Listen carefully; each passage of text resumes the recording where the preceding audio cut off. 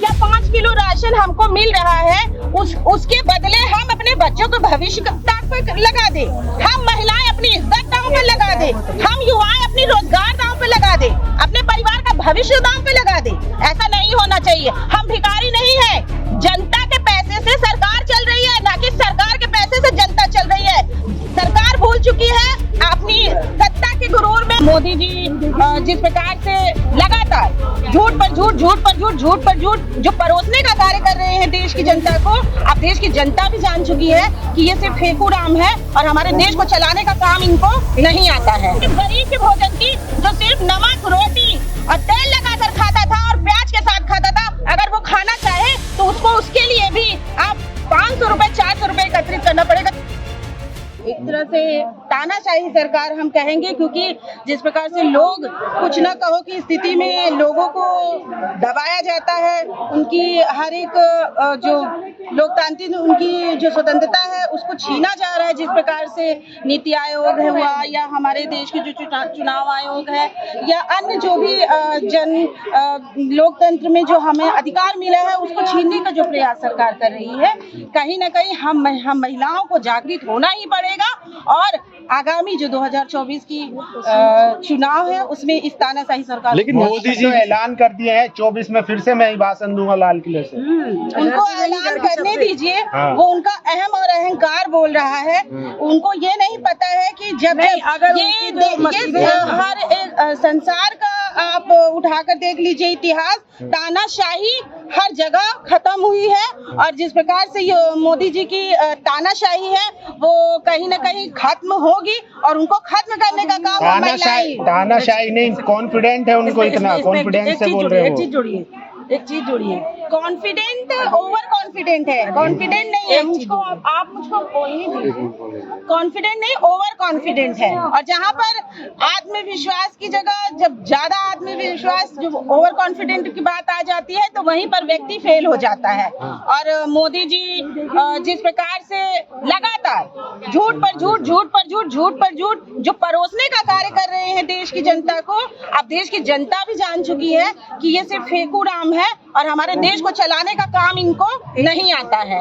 हमारे देश प्रधानमंत्री देश चला रहे हैं, विकास हो रहा है, देश विकास की ओर बढ़ रहा है, विश्व गुरु बन रहा है। सर और आप क्या कह रही हैं? सर वो कह रहे हैं कि विश्व गुरु है, लेकिन कहीं ना कहीं अगर हम बात करें गरीबों की तो आज हमारे देश के जो सब्जी विक्रेता है, हमारे सोशल मीडिया के द्वारा और अन्य प्लेटफॉर्म के द्वारा हमारी देश की जनता जान चुकी है कि हर एक व्यक्ति परेशान है। वो सब्जी विक्रेता रो रहा है कि महंगाई इतनी ज्यादा है, सब्जी इतनी ज्यादा महंगी है कि मेरे पास पैसे भी नहीं है कि मैं वो सब्जी अब दोबारा खरीद। लेकिन महंगाई के बारे में मोदी जी कह रहे हैं बाहर से आई, इम्पोर्ट हुई है महंगाई। उसके और महंगाई है ही नहीं यहाँ पर। उनको लगता है महंगाई है, आप बताइए। आज अगर हम 1 किलो प्याज, 1 किलो अदरक, 1 किलो प्याज, लहसुन, अदरक, टमाटर खरीदेंगे तो हमें 1000 रुपया 1100 रुपया पे करना पड़ेगा। ये महंगाई नहीं है।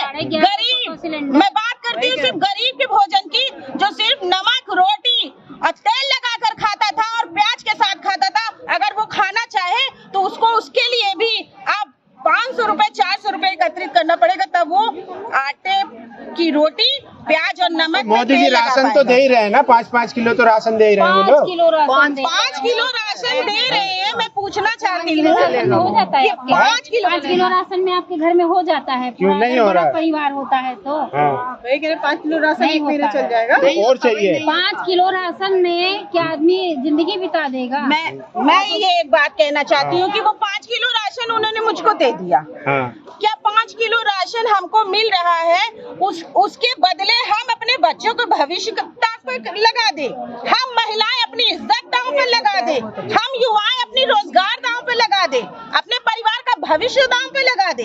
ऐसा नहीं होना चाहिए। हम भिखारी नहीं है, जनता के पैसे से सरकार चल रही है, ना कि सरकार के पैसे से जनता चल रही है। सरकार भूल चुकी है अपनी सत्ता के गुरूर में, बिल्कुल भूल चुकी है। तो वो तो खुद गरीब आदमी है, कहते हैं मैं गरीब का बेटा हूँ, मैंने भिक्षा मांग के खाया। क्या करेंगे? ये ऐसे गरीब हैं, ये ऐसे लोग होते हैं जो कहते हैं कि मैं गरीब हूँ, वो उन लोगों को दिलासा दे रहे हैं, उन्हीं गरीब को दिलासा दे रहे हैं कि मैं करेंगे। हाँ। वो इसीलिए वो कहते हैं। अब मोदी जी कह रहे हैं महिलाओं को लखपति बनाएंगे, आपको नहीं बनना? हाँ, नहीं हमको लखपति नहीं बनना, वो लखपति पहले बहुत गरीब है ना, वो लखपति बन जाए। हाँ। मोदी जी गरीब है, गरीब है वही लखपति बन जाए। देश के लिए उन्होंने सब कुछ छोड़ दिया, त्याग दिया सब कुछ। महंगाई जो मैम क्या कह रही है? क्या छोड़ दिया उन्होंने देश के लिए? घर परिवार छोड़ दिया। तपस्या करिए, उन्हें बोलो। तपस्या की है, पूरे देश को लूट के खाने की, पूरे देश को लूट के खाने की देश के लिए समर्पित है वो देश के लिए समर्पित नहीं, समर्पित है।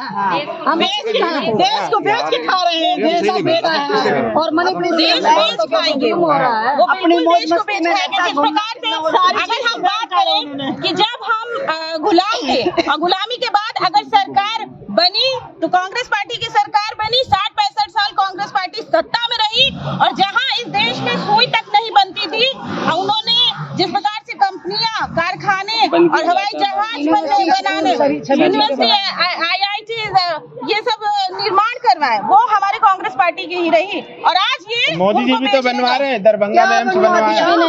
आप जाइए दरभंगा पर रिपोर्टिंग कीजिए, आप रिपोर्टर हैं, आप जाइए वहाँ पर और ग्राउंड में आप अगर वो करेंगे तो आपको वहाँ की सच्चाई पता चलेगी। कोई एम्स नहीं बना है, वहाँ की जनता खुद कह रही है कि कोई एम्स नहीं, शायद बन रहा होगा, हवाई बात है और हवाई झूठ बोल रहे हैं। मोदी जी से कहिए जब से प्रधानमंत्री बने उन्होंने बोला जब लॉकडाउन लगा था उससे उन्होंने क्या बोला था कि उससे जब नोटबंदी था उन्होंने बोला कि 1.5 लाख रुपया आ जाएगा, 3-3 लाख रुपया आ जाएगा। 15 लाख, लेकिन आज जनता हम इतने खड़े, हमारे को किसी का नहीं आया। आप अकेले लेंगे अभी। तो कह रही है आपके नेता पे जो है अपमान करने का आरोप लगा है महिलाओं का, संसद में उन्होंने किस कर दी। देखिए, मैं बात ये कहना चाहती हूँ कि स्मृति ईरानी जी हैं कौन? स्मृति ईरानी जी महिला बाल विकास मंत्री हैं, तो वो उनकी जो दायित्व है, उनका जो जिम्मेदारियां हैं, उनको निभाने का वो कार्य करे।